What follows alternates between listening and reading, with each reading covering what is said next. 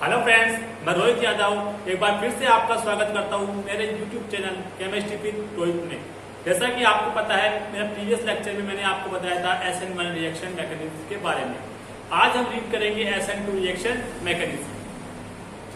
तो chemical reactions की बात करें हम, तो हम रीड कर रहे थे न्यूक्लियोफिलिक सब्स्टिट्यूशन रिएक्शन। हमने SN1 रिएक्शन रीड कर लिया था। एक बार फिर से आपको रिवाइज करवाता हूँ SN1 रिएक्शन के बारे में। मैंने आपको बताया था SN1 रिएक्शन में 3 degree alkyl halide SN1 reaction easily show करते हैं, फिर 2 डिग्री एल्किल हैलाइड और फिर 1 डिग्री एल्किल हैलाइड। सेकंड मैंने बताया था तो रेट ऑफ रिएक्शन है SN1 रिएक्शन की जो वो डायरेक्टली डिपेंडेंट होती है वो एल्किल हैलाइड की कंसंट्रेशन की। जैसा ही मैं एल्किल हैलाइड की कंसंट्रेशन बढ़ाऊंगा, रेट ऑफ रिएक्शन भी उसी प्रोपोर्शन में बढ़ेगी। थर्ड मैंने बताया था जो SN1 रिएक्शन में न्यूक्लियोफाइल काम में लेते हैं वो वीक न्यूक्लियोफाइल काम में लेते हैं। फोर्थ बताई थी मैंने कार्बोकैटायन की stability 3 degree carbocation is more stable than 2 degree और 2 degree is more stable than 1 degree। मतलब 3 डिग्री कार्बोकैटायन वो इजीली रिएक्शन देगा SN1 बजाय 2 डिग्री के, और 2 डिग्री इजीली देगा बजाय 1 डिग्री के। तो ये जनरली ऑर्डर होता है कार्बोकैटायन की स्टेबिलिटी का। इस प्रकार SN1 reaction 3 degree carbocation easily show करेगा। इसका मैंने बताया भी था आपको, 3 मैथिल ग्रुप जोड़ करके 2 मैथिल ग्रुप जोड़ करके 3 मैथिल ग्रुप का प्लस इफेक्ट ज्यादा होने के कारण इसका जो स्टेबिलिटी ऑर्डर होता है वो ज्यादा होता है 2 मैथिल ग्रुप्स के कारण, इस 2 डिग्री के कारण। ओके, और 4 मैंने बताया था सोल्वेंट का। सोल्वेंट कौन सा? पोलर रोटिक सोल्वेंट SN1 में। और 6 मैंने बताया था ऑर्डर ऑफ, जैसे CH3I का ऑर्डर, CH3Br, CH3Cl, CH3F का एग्जाम्पल लेके कौन इजीली SN1 रिएक्शन बताएगा? CH3I SN1 reaction easily show करेगा। क्यों? क्योंकि I का साइज बड़ा होता है ज्यादा और F का साइज छोटा होता है, जिससे इसकी पोलराइजिंग पावर सबसे कम होती है, इसकी पोलराइजिंग पावर सबसे ज्यादा होती है। सॉरी, पोलराइजिबिलिटी I की पोलराइजिबिलिटी सबसे ज्यादा और F की पोलराइजिबिलिटी सबसे कम। तो ये जो हमने सेट फैक्ट बताए थे SN1 रिएक्शन में। आज हम बात करते हैं SN2 रिएक्शन। SN2 रिएक्शन को भी इसी वे में लेके चलेंगे। लेकिन SN2 रिएक्शन की बात करें तो ये एक 1 स्टेप प्रोसेस है। SN2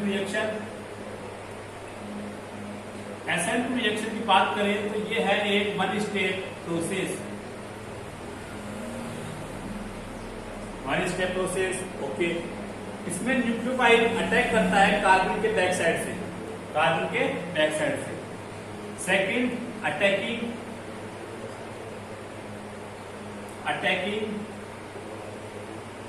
ऑफ न्यूक्लियोफाइल इधर से बैक साइड ऑफ कार्बन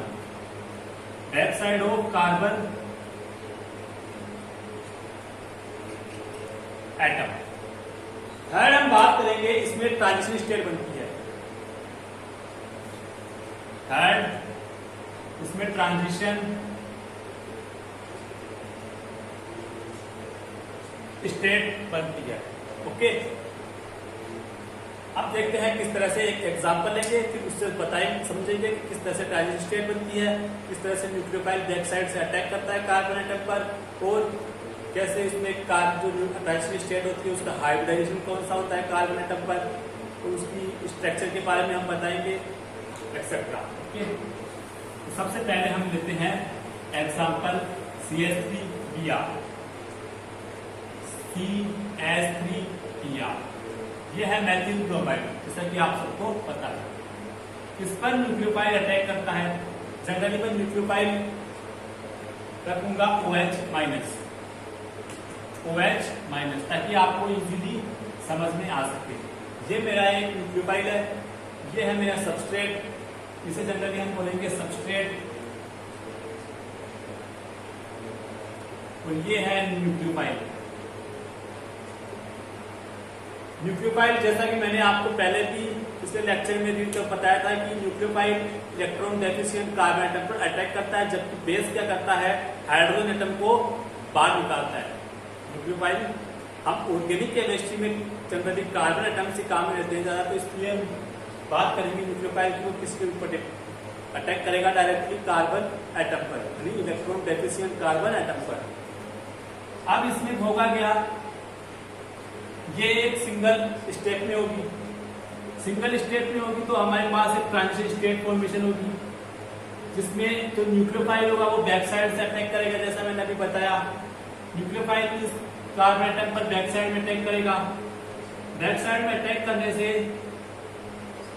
ये हाइड्रोजन एटम प्लेन में चले जाएंगे, Br अलग होने की कोशिश करेगा और OH क्या करेगा, बॉन्ड बनाने की कोशिश करेगा। तो इस प्रकार न्यूक्लियोफाइल कार्बन एटम से बॉन्ड बनाता है, उसी टाइम क्या होता है, ब्रोमीन एटम बाहर निकलने की कोशिश करता है, यानी बॉन्ड का बनना और बॉन्ड का टूटना एक साइमल्टेनियसली प्रोसेस होती है इसमें, यानी बॉन्ड फॉर्मेशन। बॉन्ड फॉर्मेशन तो कैसे, न्यूक्लियोफाइल क्या कर रहा है, कार्बन एटम से बॉन्ड बना रहा है, वो bond formation, bond dissociation, bond का टूटना, यानी Br इस कार्बन एटम से बाहर निकल रहा है, बॉन्ड टूट रहा है कार्बन और Br का, bond dissociation and bond formation, ये दोनों प्रोसेस होती है साथ साथ, यानी साइमल्टेनियसली प्रोसेस है। ओके, आई होप आपको समझ में आ गया होगा। साइमल्टेनियसली प्रोसेस कैसे है, इस बॉन्ड फॉर्मेशन और बॉन्ड डिसोसिएशन दोनों साथ साथ प्रोसेस चलती है, इसलिए ये क्या है, साइमल्टेनियसली प्रोसेस, और ये एक सिंगल स्टेप प्रोसेस है।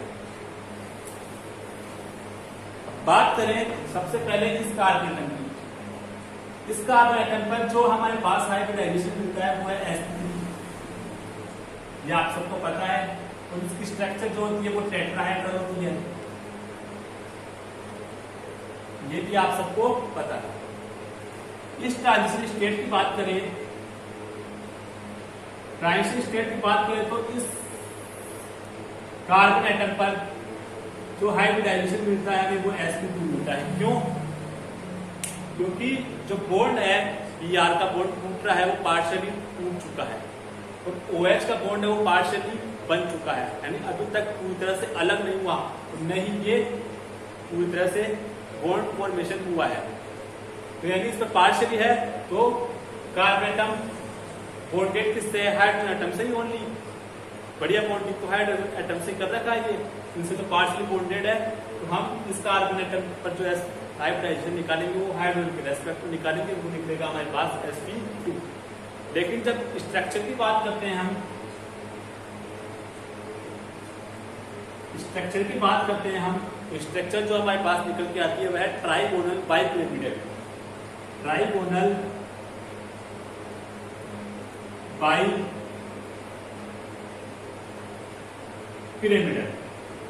ओके, आई होप यहां तक आपको समझ में आया होगा। अब आगे क्या होता है, ये Br अलग हो जाता है और OH क्या कर लेता है, इससे बॉन्डिंग बना लेता है, इस तरह से C H H H OH आ गया होगा आपको ये समझ में, OH। तो ये सबसे पहले इसको हमने लिखा one step process, one step process, इसमें बॉन्ड का फॉर्मेशन और बॉन्ड का डिसोसिएशन दोनों एक साथ होता है, मतलब ये एक साइमल्टेनियसली प्रोसेस है। सेकंड, ये कंसर्टेड मैकेनिज्म भी बोलते हैं इस रिएक्शन को। तो SN2 रिएक्शन है, यानी हम डील कर रहे हैं SN2 रिएक्शन। SN2 रिएक्शन को कंसर्टेड मैकेनिज्म भी बोलते हैं। क्यों? क्योंकि अभी मैंने बताया कंसर्टेड का मतलब क्या होता है, हिंदी में बोले तो सम्मिलित। कंसर्टेड को हिंदी में क्या बोलते हैं, सम्मिलित। सम्मिलित है इसमें न्यूक्लियोफाइल और सबस्ट्रेट, दोनों एक साथ पार्टिसिपेट कर रहे हैं तो ट्रांजिशन स्टेट बना रहे हैं, इसलिए क्या है कंसंट्रेट मैकेनिज्म के थ्रू फॉलो किया है। अब हम बात करते हैं ये OH रे बैक साइड से अटैक क्यों किया। हमें पता है CH3 की स्ट्रक्चर की बात करें तो PR इसके राइट हैंड साइड में लगा हुआ है, ये हमें दिख रहा है, यानी ये PR क्या है प्लेन में। OH माइनस इस पे अटैक करेगा तो PR का बॉन्ड टूटना स्टार्ट होगा, यानी पार्शियली बॉन्डेड है PR। तो OH माइनस जाहिर सी बात है, अभी तक एक उधर से टूटा नहीं, तो जाहिर सी बात है OH माइनस इसके इधर से अटैक कर नहीं सकता क्योंकि तो PR पहले से लगा हुआ है। ये अटैक करेगा तो किस साइड से करेगा, बैक साइड से। तो हाइड्रोजन एटम्स हैं वो किस प्लेन में जाएंगे, ट्रायंगुलर प्लेन में, ट्रायंगुलर प्लेन में जाएंगे हाइड्रोजन। तो OH क्या हो जाएगा, इससे बॉन्ड फॉर्मेशन में आना स्टार्ट कर देगा, बॉन्ड फॉर्मेशन में आना स्टार्ट कर देगा और ये PR का बॉन्ड टूटना स्टार्ट हो गया पार्शियली। और ये क्या है परपेंडिकुलर है इस कार्बन के हाइड्रोजन एटम, तो इस तरह से क्या होगा ट्रायंगुलर बाइपिरामिडल। इसके बैक साइड से अटैक किया, बैक साइड से अटैक किया तो OH किधर लग गया बैक साइड में। इस OH लगने के कारण इसको जनरली हम बोलते हैं retention of configuration. Retention of configuration को हिंदी में हम नाम देते हैं विन्यास का प्रतिपन।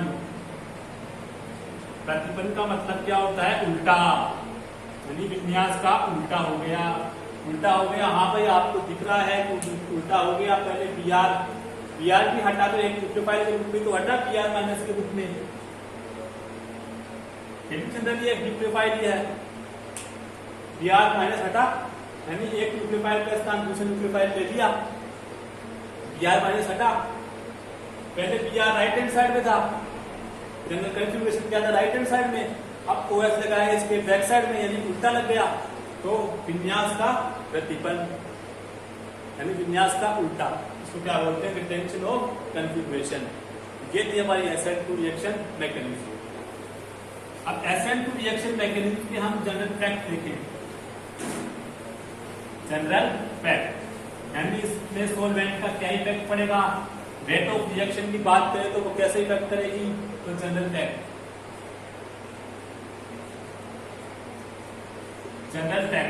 पहली है रेट ऑफ रिएक्शन। जैसा कि हमने उस असाइनमेंट में रीड किया था, rate of reaction is directly proportional to alkyl halide की कंसंट्रेशन की।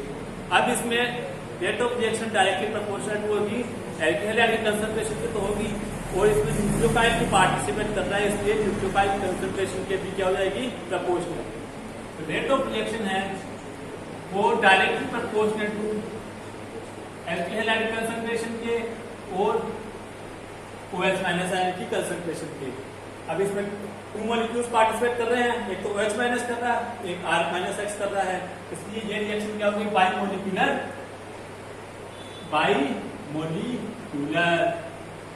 आई होप आपको समझ में आ गया होगा कि इसको बाइमोलिक्यूलर क्यों बोला, क्योंकि 2 मॉलिक्यूल्स है, एक एल्किल हैलाइड का और एक न्यूक्लियोफाइल का, इसलिए इसको क्या बोला गया बाइमोलिक्यूलर। अब इसका जो ऑर्डर ऑफ रिएक्शन देखें, ऑर्डर ऑफ रिएक्शन देखें तो कौन सी ऑर्डर ऑफ रिएक्शन है, सेकंड ऑर्डर क्यों, इसमें जो रेट ऑफ रिएक्शन में कितने मॉलिक्यूल्स पार्टिसिपेट कर रहे हैं 2, कंसंट्रेशन पर 2 पे डिपेंड कर रहा है ना ये, तो एक ऑर्डर तो ये हो गया, एक ऑर्डर ये हो गया, तो कितने हो गए टोटल ऑर्डर 2, तो सेकंड ऑर्डर रिएक्शन काइनेटिक्स। जबकि SN1 में क्या था RX की, RX ऊपर जो पावर देखे तो कितनी है 1, तो वो क्या थी फर्स्ट ऑर्डर काइनेटिक्स, ये क्या है सेकंड ऑर्डर काइनेटिक्स। ये बात हो गई रेट ऑफ रिएक्शन की। सेकंड हम देखें सोलवेंट का तो हमने SN1 रिएक्शन में देख लिया था कि जो पोलर प्रोटिक सोलवेंट है वो तो SN1 रिएक्शन देते हैं, और पोलर एप्रोटिक सोलवेंट कौन सी देते हैं SN2। तो हम सॉल्वेंट की बात करें तो पोलर एप्रोटिक सॉल्वेंट।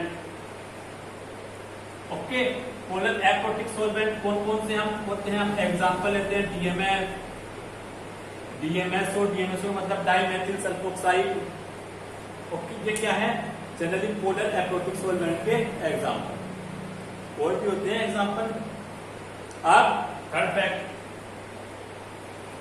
फैक्ट हम लिखेंगे कि ये एक वन स्टेप प्रोसेस है। वन स्टेप प्रोसेस, इसमें ट्रांजिशन स्टेट बनती है, यानी ट्रांजिशन स्टेट। ट्रांजिशन स्टेट में जो कार्बन एटम का हाइब्रिडाइजेशन होता है वो कौन सा होता है? sp2, जो हमने अभी बताया था कि transition state hybridization of carbon atom is sp2। आ गया होगा समझ में? आपको याद आ गया होगा कि sp2 बताया था मैंने। और जो स्ट्रक्चर बताई थी ट्रांजिशन स्टेट की वो थी ट्राइगोनल बाइपिरामिडल। स्ट्रक्चर की बात करें हम, ट्राइगोनल बाइपिरामिडल। ओके, तो यहां तक नोट कीजिए। आई होप आपने नोट कर लिया होगा, आपको समझ में भी आ गया होगा। तो मैंने 3 फैक्टर बताए हैं वो तीनों। अब 4th फैक्टर हम लेते हैं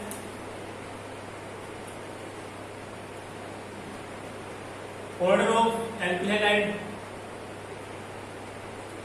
जनरली एसिड रिएक्शन कौन से एल्किल हैलाइड देते हैं, कौन से नहीं देते? तो बात करें 1 degree alkyl halide easily acid reaction देंगे, 2 डिग्री एल्किल हैलाइड और अब 3 डिग्री एल्किल हैलाइड। यानी जो इसका ऑर्डर है वो क्या है? 123। यानी 1 डिग्री इजीली एसिड देगा, 2 डिग्री, फिर 3 डिग्री, 3 डिग्री सबसे कम एंड लेस अमाउंट में एसिड रिएक्शन देगा। लेकिन मैंने सोलवेंट में बता दिया था कि अगर मैं सोलवेंट चेंज कर दूंगा, पोलर एप्रोटिक ले लूंगा, तो 3 डिग्री पे एसिड रिएक्शन फॉलो करने लग जाएगा।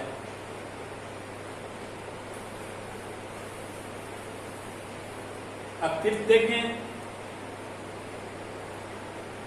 इसमें क्या होता है? रिटेंशन ऑफ कॉन्फ़िगरेशन, मतलब विन्यास का प्रतिबंध। विन्यास का प्रतिबंध, ये थे हमारे general type of acid reaction. अब बात करते हैं हम कुछ एग्जांपल्स की। हम देखेंगे उसमें एसिड में रिएक्शन होगी या एसिड रिएक्शन होगी। हमारे पास एग्जांपल है CH3 CH double bond CH2 bond CH2 bond PR। Okay, तो आपको बताना है, मैंने इसकी रिएक्शन करवाई OH माइनस न्यूक्लियोफाइल की प्रेजेंस में। तो आपको बताना है कि एसिड में रिएक्शन होगी या एसिड रिएक्शन होगी। तो आप सबसे पहले क्या करोगे? Br और कार्बन एटम के बीच का बॉन्ड आपको ब्रेक करना है। CH3 CH double bond CH2 bond CH2, मैंने ब्रेक कर दिया बॉन्ड। क्या बन गया? CH2 plus Br minus. अब आपको देखना है कि यार यहाँ पर जो मेरे पास कार्बोकेटाइन बना है क्या वो स्टेबल है? अगर स्टेबल नहीं है तो इसमें SN1 और SN2 रिएक्शन देखेंगे। अगर कार्बोकेटाइन बन रहा है और वो स्टेबल कार्बोकेटाइन बन रहा है तो वो SN1 रिएक्शन देगा। अगर कार्बोकेटाइन स्टेबल नहीं है तो वो कौन सी देगा? SN2 reaction. आगे समझ में? अब मैं देखता हूं मेरे पास जो कार्बोकेटाइन बना वो स्टेबल है या नहीं। यहां पर रेजोनेंस दिख रहा है आपको। बात करूं रेजोनेंस की, ये डबल बॉन्ड यहां पर क्या हो जाएगा? ट्रांसफर पॉजिटिव चार्ज कहां पर? इस CH पर। क्या हो गया? CH3 bond CH plus bond CH2 double bond CH2।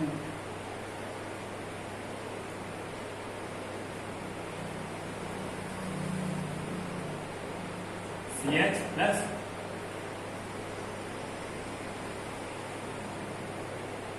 ये क्या बन गया? Resonance structure. रेजोनेंस स्ट्रक्चर से क्या हुआ? ये वाला प्लस चार्ज कहां पर डेवलप हो गया? इस CH2 पर। तो हमें रेजोनेंस मिल रहा है, यानी ये कार्बोकैटायन जो बना हुआ है स्टेबल कार्बोकैटायन है, इसलिए ये जो रिएक्शन होगी वो SN1 रिएक्शन से फॉलो होगी। लेकिन हमें तो यहाँ दिख रहा है कि ये तो 1 डिग्री कार्बन 1 डिग्री हैलाइड है, 1 डिग्री हैलाइड है, ये तो SN2 देनी चाहिए थी, लेकिन यहाँ पर तो इसने SN1 दे दी। SN1 क्यों दी? क्योंकि कार्बोकैटायन जो बन रहा है वो स्टेबल बन रहा है, इसलिए इसकी क्या जाती है? SN1 reaction. जनरली हम बात करें बेंजीन, ये क्या है? CH2 bond Br। ये कौन सी रिएक्शन देगी? SN1 देगी या SN2 देगी? SN1 देगी या SN2? यहां से वही Br को हटाओ, कार्बोकैटायन बनाओ, फिर कार्बोकैटायन रेजोनेंस से पार्टिसिपेट कर रहा है, तो आंसर में जाएगा यस, कार्बोकैटायन रेजोनेंस से पार्टिसिपेट कर रहा है। तो कौन सी रिएक्शन होगी? SN1। तो कार्बोकैटायन क्या हो जाएगा? स्टेबल, रेजोनेंस के द्वारा। कार्बोकैटायन क्या हो जाएगा? रेजोनेंस के द्वारा स्टेबल, रेजोनेंस से पार्टिसिपेट करेगा, रेजोनेंस के द्वारा स्टेबल हो जाएगा। और कौन सी रिएक्शन में करीब शो करेगा? SN1। चलो 1 डिग्री कैसे SN1 रिएक्शन देख दिया, आपको पता चल गया। अब मैं डिफरेंस बताता हूं SN1 एंड SN2।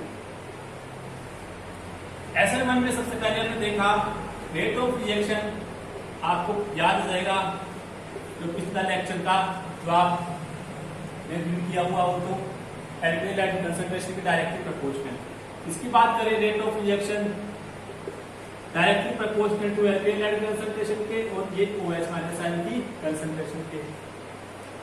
इसकी बात करें ये फर्स्ट ऑर्डर काइनेटिक्स शो करता है और ये सेकंड ऑर्डर, ठीक है। सेकंड बात करें हम सोलवेंट की, सोलवेंट इसमें है पोलर प्रोटिक, इसमें है पोलर एप्रोटिक, ठीक। थर्ड हम बात करें order of alkanide, 3 degree alkanide, 2 degree and 1 degree. इसकी ऑर्डर ऑफ एल्केनाइड की बात करें तो 1 degree alkanide, 2 degree and 3 degree. तो ये ऑर्डर है किसका? एल्केनाइड्स का। 3 डिग्री एल्केनाइड SN1 देगा, तो 1 डिग्री एल्केनाइड SN2 देगा। लेकिन जैसे मैंने अभी बताया, रेजोनेंस में अगर कार्बोकैटायन स्टेबलाइज हो रहा है तो वो SN1 रिएक्शन फॉलो करेगा। और इसमें जो इंटरमीडिएट बनता है वो कार्बोनियम आयन, इंटरमीडिएट, इसमें जो इंटरमीडिएट बनता है वो क्या होती है? Transition state.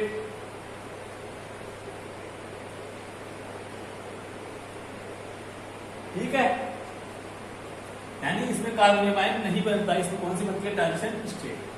कार्बोनियम आयन की कार्बन एटम की बात करें, कार्बन एटम कार्बोनियम आयन में sp2 हाइब्रिडाइज होता है, और कार्बोनियम आयन की जो स्ट्रक्चर होती है ट्राइगोनल प्लेनर, ट्राइगोनल प्लेनर। इसकी ट्रांजिशन स्टेट की बात करें, कार्बन एटम पर sp2 हाइब्रिडाइज्ड